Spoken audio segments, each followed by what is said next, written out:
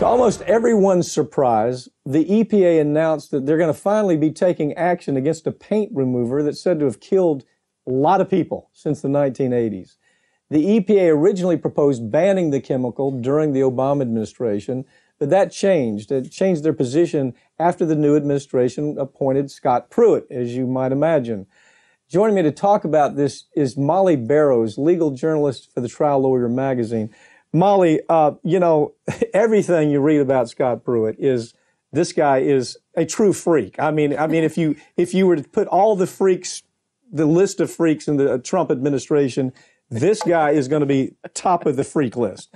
So I have a hard time believing that Scott Pruitt actually has taken a stance that's actually good for consumers. Help me with this. As you and I were just talking, I'd like to think that maybe he had a pang of conscience, and maybe that's not the right way to word it. But in a nutshell, as you said, as soon as he came into office as administrator of the EPA, he started immediately unregulating and cutting out the heart of many of the rules that the Obama administration passed during the EPA, including a ban on this particular deadly chemical, methylene chloride, which is commonly found in paint strippers and paint removers. And it's used by a lot of do-it-yourselfers as well as trained contractors. So there have been, as you mentioned, a number of deaths linked to this particular chemical since, even dating back to the 1940s by one independent study. So Pruitt comes into office, he's in gutting mode, and says, I'm going to put a hold on this ban of this chemical for now. I'm going to stop what Obama was trying to do, and I'm not going to address it. But all these Democratic lawmakers, especially on the heels of two more recent deaths, again, of just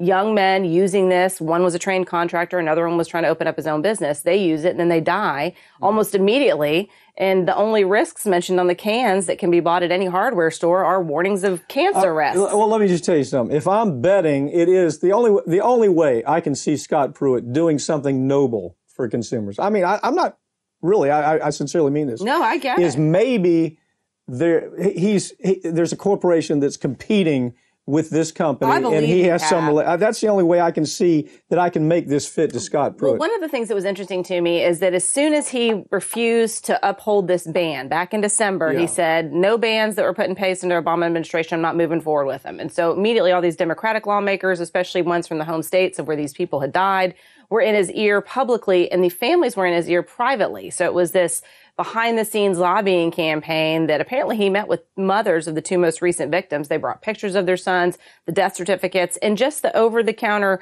products that they used that killed them, saying, hey, look, my son bought this at Lowe's and it killed him.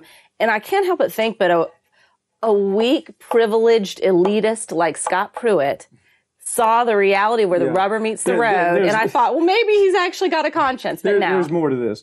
Okay, the companies that make this product, first of all, they knew it was killing people. They allowed it to happen anyway. We don't expect we don't expect much from corporate America. This has been for decades that this corporation has known that this product will kill people, not just immediately, but it's a latent effect of cancer and neurological disease. They've known it forever. They never really warned. They never fully warned. They mentioned cancer. They never mentioned neurological disease. You could die suddenly. It could suck the oxygen out of your brain and stop your heart. Oops, we didn't mention that. Yeah. Which is kind of the corporate way in America right now. You're exactly right. Well, okay, Scott. Thanks. We'll see if he actually does it. All he said was, well, the EPA has indicated that we will uphold this ban. He doesn't mind if the planet burns up from climate change. He's doing everything he can to stop any advancement on the issue of climate change and so many other things. Right. We'll see if he actually does this. Yeah, the guy is a train wreck. Thank you for joining me. Thanks, Pat.